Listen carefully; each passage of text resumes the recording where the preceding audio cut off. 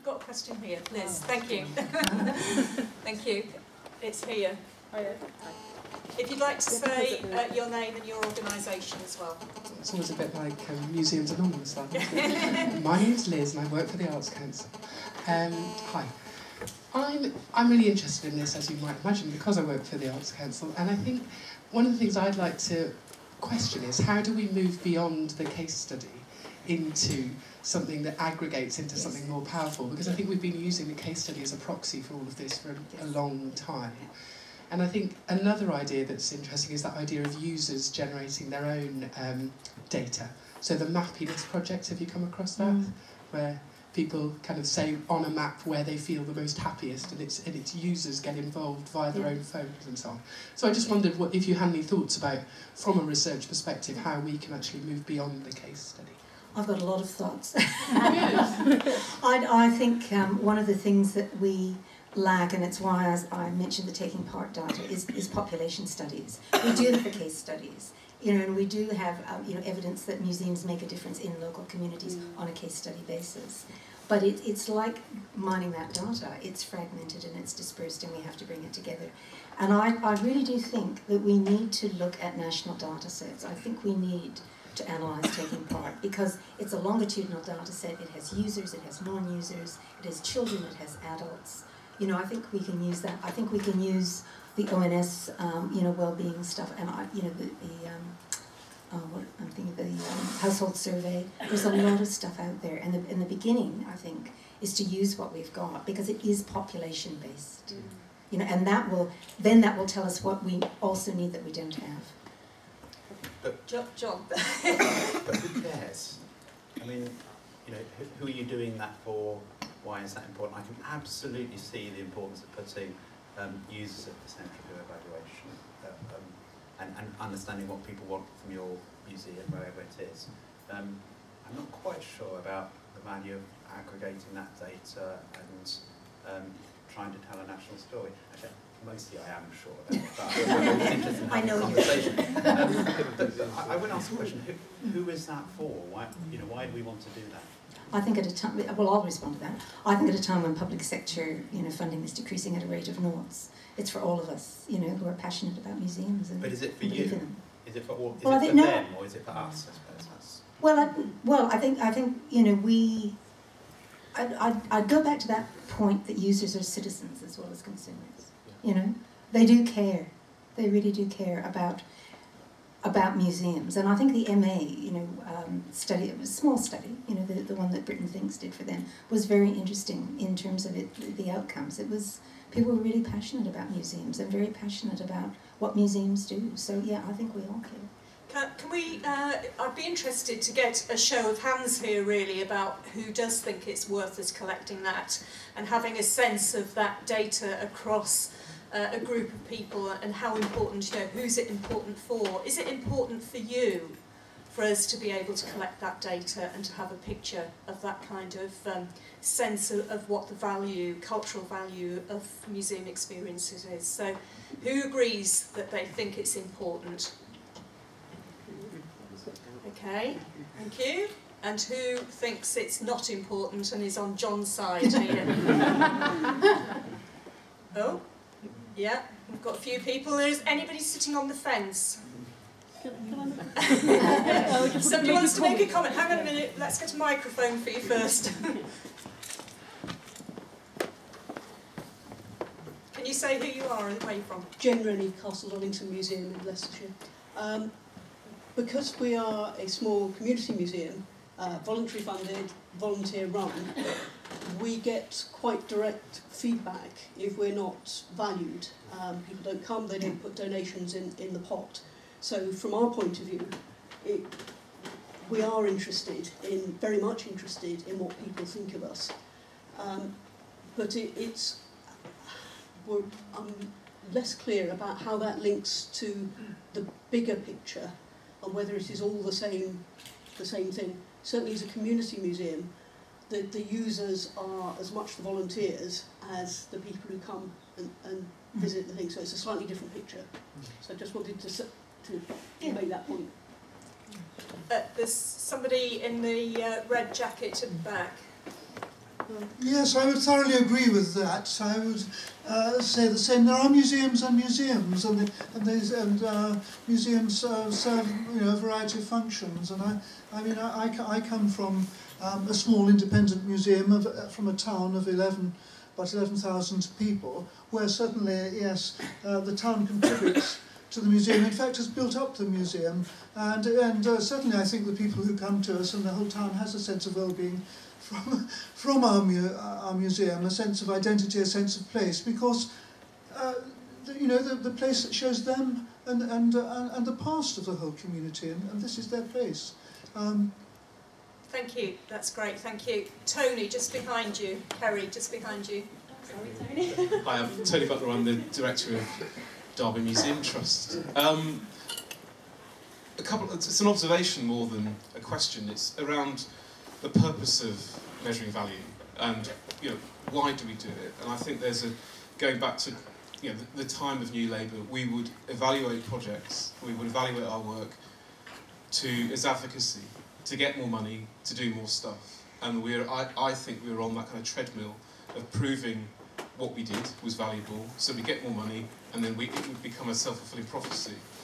And I wonder if it's time to be really honest about the need to measure value for learning, for genuine learning. So the things that you've described about your visitors coming in and telling you whether your museum's good enough or not, that evaluation is useful, because that you are learning from that. And I wonder whether within some of those bigger organisations we got it wrong. We evaluated to perpetuate ourselves, not to do genuine learning. And I think that this is something that I think we need to be honest about.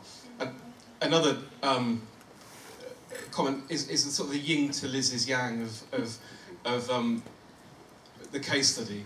And if we're measuring value, we measure value in an econometric sense. So every museum that's doing a major development will do an economic impact study, and some museums are doing things like social return on investment studies, but it's still very much in terms of econometrics. When we set up the Happy Museum project, we did a valuation of well-being, but it was still in pounds, shillings and pence. And I wonder if you thought there are better ways to show value that aren't case studies, but also aren't econometric studies. A lot of questions there, Tony. Sorry. Other observations, but just one thing, this cultural value project, remember that it began with the user, so that unlike New Labour and the whole sort of instrumental agenda, it really sort of turned that on its head. And and I think it's really quite innovative in that regard. In that it's starting from where the user is, and then seeing what difference that makes, or whether it makes any difference at all. So I think that's one thing I would say.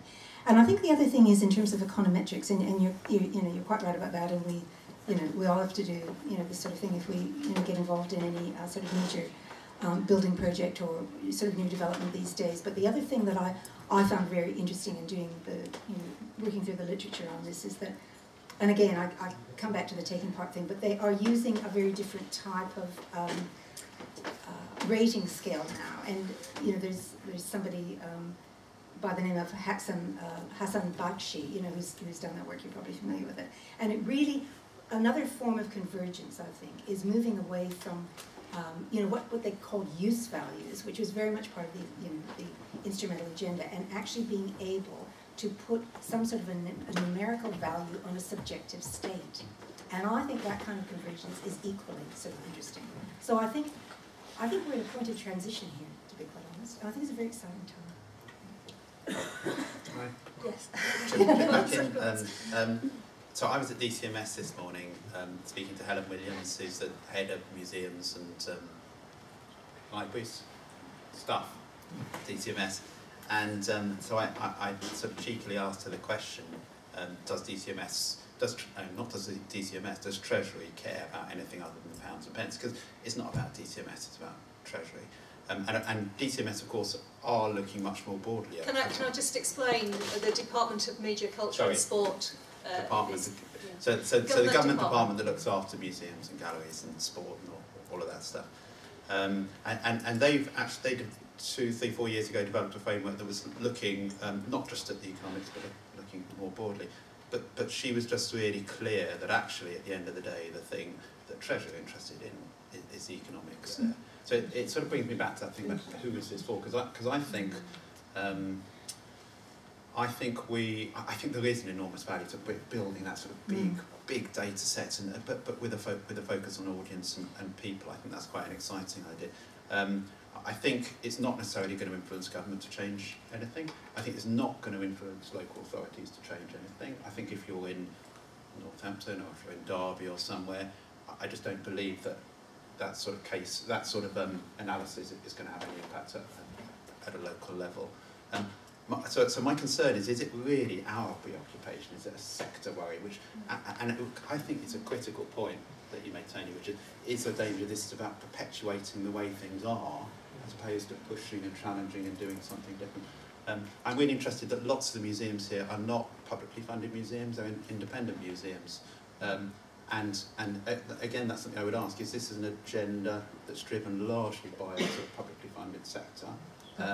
And do we have something to learn from independent museums? And if you're an independent museum and you're not learning from your visit, not your visitor, your customer, then you die overnight.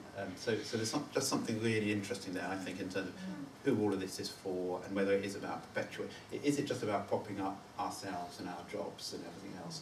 Or is it about something that is much more? Can I make a comment? Because I think it's really interesting, having been involved in some meetings at the time of New Labour developing a lot of its programmes around museums and galleries.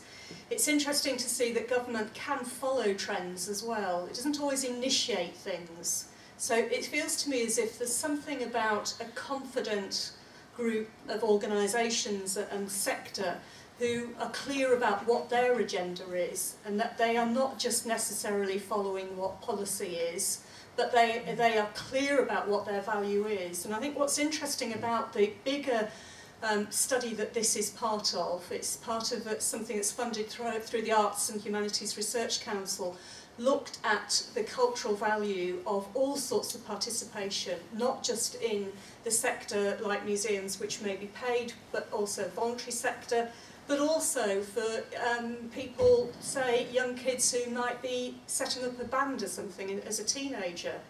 So participating in every sense in culture.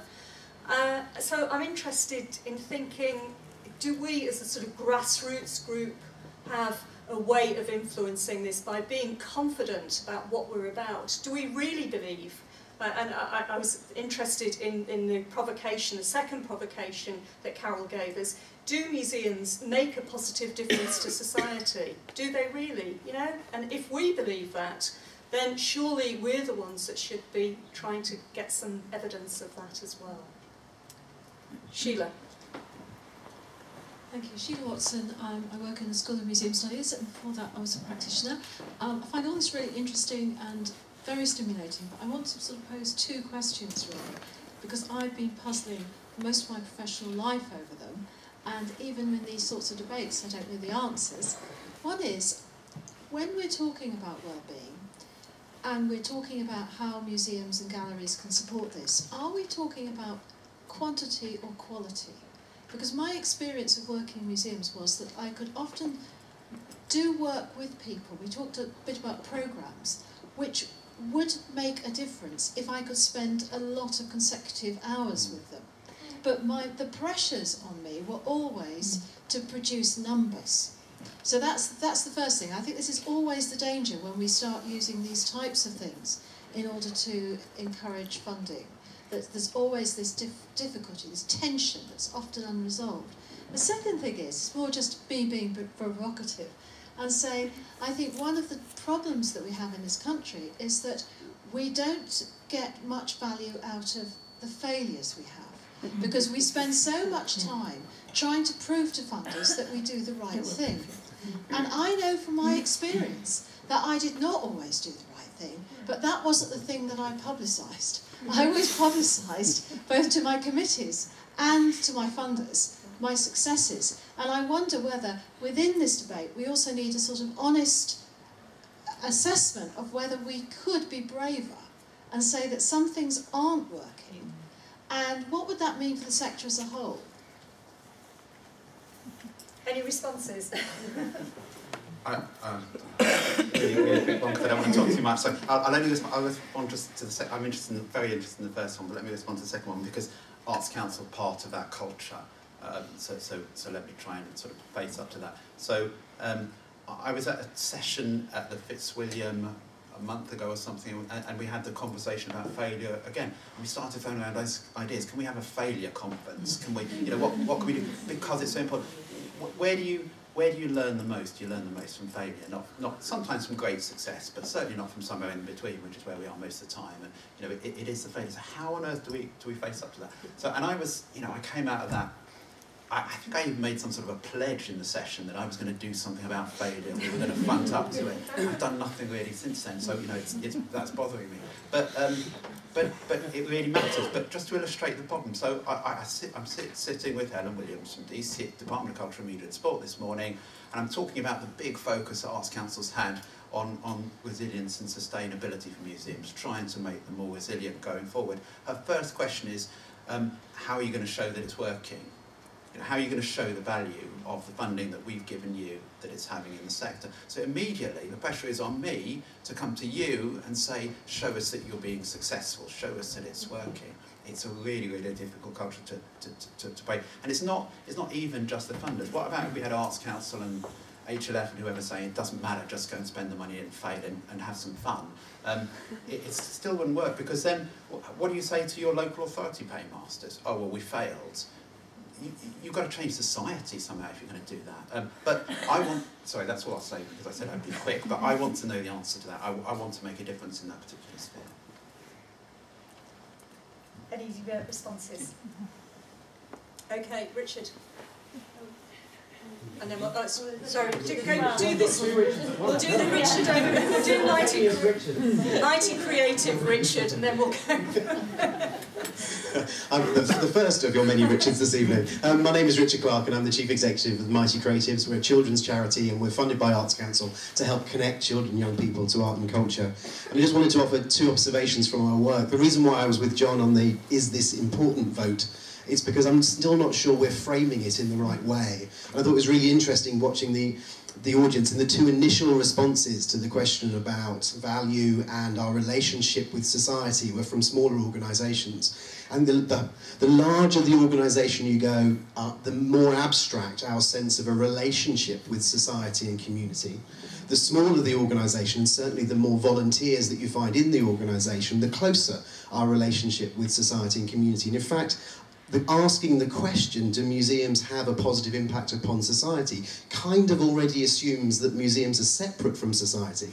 If you were to ask the question the other way, it becomes ridiculous. Do societies have a positive impact upon museums?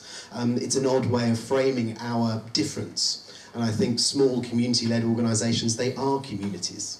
They are expressions of their local communities and local societies. So I'm not convinced we're framing it in the right way.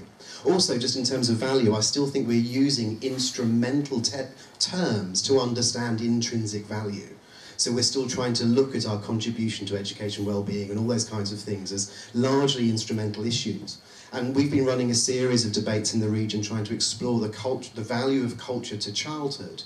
And you start to look at some of the emerging research in psychology and the development of the child and adolescent brain, and you realise that culture is a fundamental part of our biology.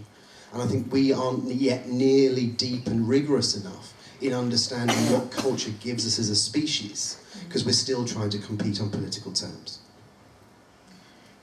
A really interesting point, and not least because of the points that John's just made about public funding and having to be accountable for that as well. So, and maybe that's a tension that is part of the point of being publicly funded, that tension exists. Should we go on to the other Richard now, please? Thank you. Thanks. Richard Sandall from the Research Centre here. I wanted to come in on that point about failure and successes, really, because I think it is really important that we have a space to reflect upon failure, but I would say the vast majority of projects are neither success or failure, there's both within them, and so it's where good research and reflective practice comes in. So that rather than kind of, I think we need to resist that sense that we need to focus all on failure. We need to, as we move forward with any project, and this is where data, like the kinds of plea that Carol has made, come in. The more, it's not evidence necessarily to produce, to convince other people. It's evidence, it's data that can help us continually improve and get better and better at what we do.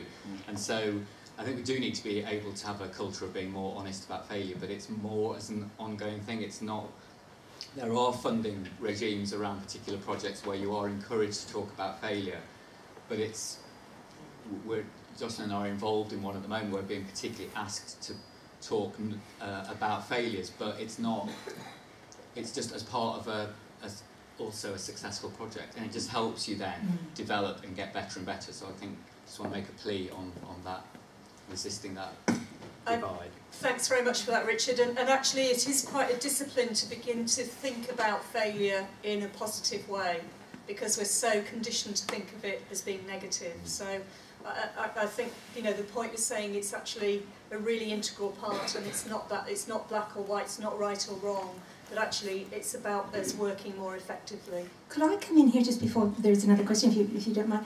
I just wanted to pick up on a number of things, and I think I will go back to this whole moment of transition and to a remark that that Jocelyn made, that in fact the sector actually can make a difference. It can grab hold of the agenda and reframe the agenda. And I think that even within the period of when a lot of this literature was generated, there was a point at which, some of you may remember in 2003 there was a Valuing Culture Forum. And it was really the sector getting together and inviting, all the politicians and saying, this is not good enough. This is just not good enough. And it really reframed the discourse. And for the first time, sort of intrinsic value and user experience and, being able to negotiate with the museum community came to the fore. And that is something that we can do. Now, I would agree with many people who have spoken and said, we don't want to get re-locked into another type of instrumental agenda.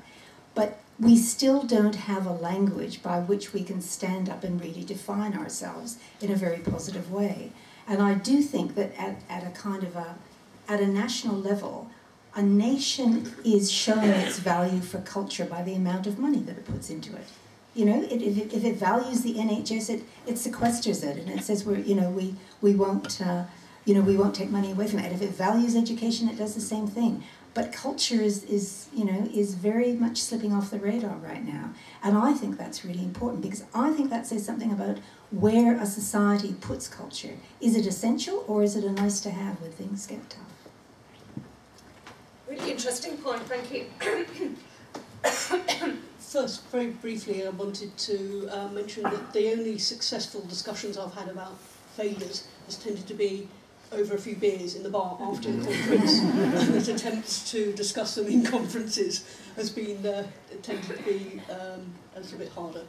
But what I really wanted to explore a little bit more was the measuring benefits in terms of pound notes. It's something which I know there tends to be a sort of gut feeling that you can't do it, but in other areas it has been done to a degree which was much better than I had thought. I'm thinking particularly about regulated industries. For example, the water industry would do a lot of customer surveys to link finances to the benefits they might get from problems with their water supply, better water supply, or electricity industry, from finance related to the benefits of putting lines underground, which is purely a visual benefit. It's not something they get. I wanted to ask how much effort has really been made into putting things into pound notes. It is the common language, and have efforts been made to. What comes to mind, Tony might want to come in here with the Happy Museum Project and David Fujiwara's stuff. I think there's two things I can give examples of there. There's the social return on investment study, which is used by many people in the voluntary sector and also in the arts and culture sector, where you can measure the social impacts of an activity in terms of pounds, shillings and pence. And there are a whole range of proxy measures that are used to give a kind of a social value. So in a previous job, we measured the social value of our work with long-term unemployed people and low disabled adults. And you can measure it by things like the cost of not going to see your GP, or the cost of independent living as opposed to supported living. And there you can come out with a relatively sophisticated return on investment. So there's a brilliant study in Glasgow that Impact Arts have done about their work with older people, and for every £1 invested they create £10 of social value. So the social return on investment study is pretty rigorous, and it's usually very strictly peer reviewed, so it's not, it's good stuff. The other thing that we did when through the Happy Museum project was we commissioned a guy called Daniel Fujiwara, who's a happiness economist, and he works at the LSE. He's an LSE professor, and he's worked with the Treasury in creating the Green Book around a measurement for subjective well-being, which is now informing quite a lot of policy across government. And he used the taking part data and then crunched it with ONS data around subjective well-being, and from that created a data set that gave a valuation of an individual's feeling for culture. So the well-being evaluation for museums was something like £3,300 per person per year. The valuation for sport was half that. It was £1,500 per person per year. And you can question the value of such data, but it was using 2 existing data sets, so it's not creating stuff out of thin air. And I could just come back to a comment that Carol made. I think we need to be really more sophisticated about using these data sets that are available. And the Taking Part survey has been out there for a long time, and it provides us with quite good data set, but I think as a sector, we don't have the skills to interpret that data. I think the regulated industries... Can we just have a microphone, please? Thanks. So I think the regulated industries tend to use a willingness to pay type thing, so turning it on the other. There was a study done in Bolton using the willingness to pay metrics, and using willingness to pay is quite fraught, and I'd be really suspicious about using it in culture, because it's not necessarily it uses an extended preference measurement, which means, as you said, it's how much people are willing to pay, as opposed to subjective well-being, which is more of the moment. But again, I think that's just an example of the fact that there are all these different ways of measuring, and we are in early days, we are in this transition, and actually the slightly kind of anal retentive in me is really fascinated by it, because there's so many things great ways that this can be used if we were to be sophisticated at how we interpret it. Okay, we've just got, actually, Laura, would you like to, and then Liz, and that'll be our last, I'm afraid.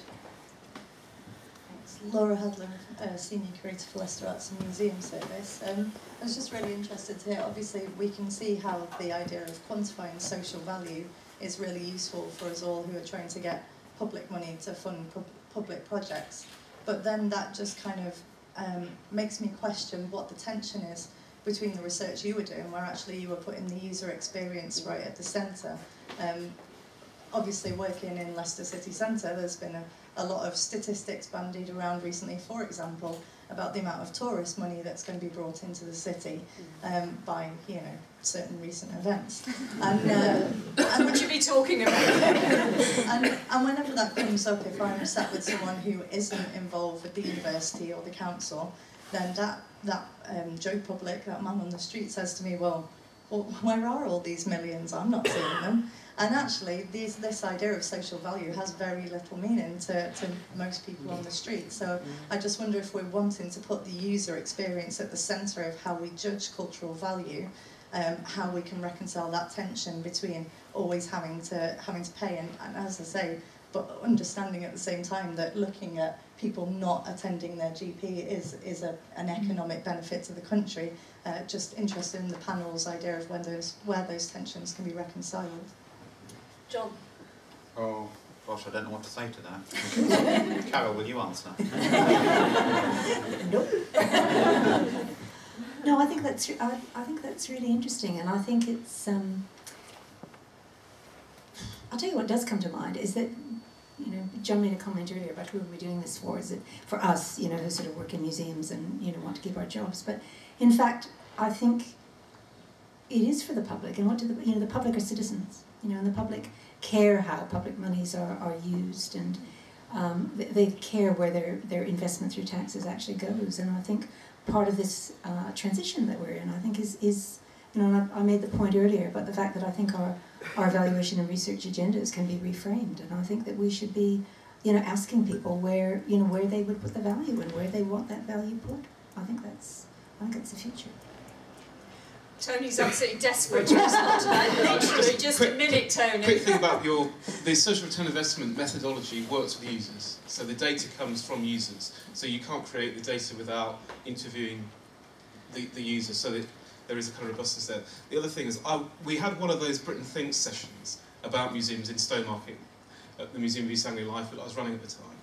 And what came out of that was, you know, the public think museums are there to educate, to entertain, to preserve heritage. They're not there for social justice. What they did say, though, was that they appreciate what these museums do in supporting the community. So it's the framing of what... Yes. So the public do value what museums do in the community, and they do value the wider impact. It's just not necessarily couched in the terms that we institutionalise and use as professionals. I think that is so important, and just getting back to the point that Laura made, I mean, I think one of the things about you know, really thinking about this value is that if we engage the user in value setting, if you like, we're going to have to negotiate values, and it's not going to be just our values in the sector, you know. And one of the things of the, you know, the Britain Thinks research that they did for MA was that it was really quite uncomfortable, because they didn't actually say, yes, we agree with everything that you really want to do, you know, in your strategic plan to 2020. In fact, they said, don't do a lot of it because you haven't got the money, you know. And it was a very considered and very smart, actually, you know, response given the economic context in which it was happening. But I think that when we really do engage the user in value setting, we're going to get some values that aren't necessarily ours, and we're going to have to negotiate. Isn't that exciting? There's a whole new world. Right, we've got one last question from Liz here, and then I'm afraid that will be our last. And you'll be reassured it's not a question I'm expecting to have answered.